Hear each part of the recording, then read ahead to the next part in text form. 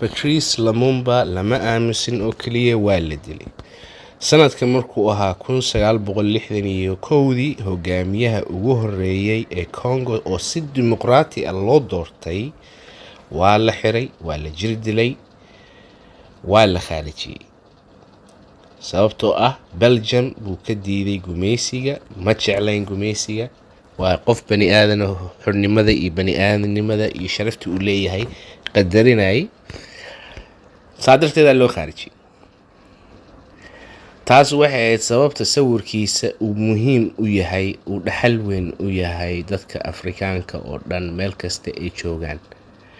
marka dhibaatada ka dhacday maalintii dhaweyd, ciyaaryahan Algeria ayuu wuxuu u tagay taageero reer Congo ah, si ixtiraam dara ah buu ula dhaqmay isagoon ogeyn ninka reer Congo sababtu meesha u taagan yahay iyo qofku matalayo iyo astaantu matalayo iyo wixii ku fadhido.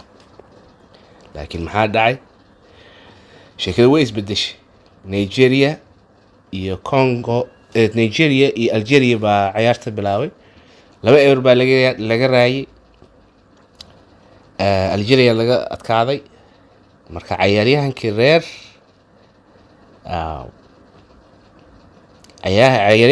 Nigeria si fiican buu u dhaqmay, isla astaantii buu istaagay, laakiin isaga markaan wuxuu ka waday si ixtiraam ah. isaga og ninkan Patrice Lumumba, waliba heesa Soomaali baa jira oo waagi hore ka hadlaysa taariikhdiisa, qiimaha uu ku fadhiyo. Respect is a choice. ixtiraamka waa doorasho.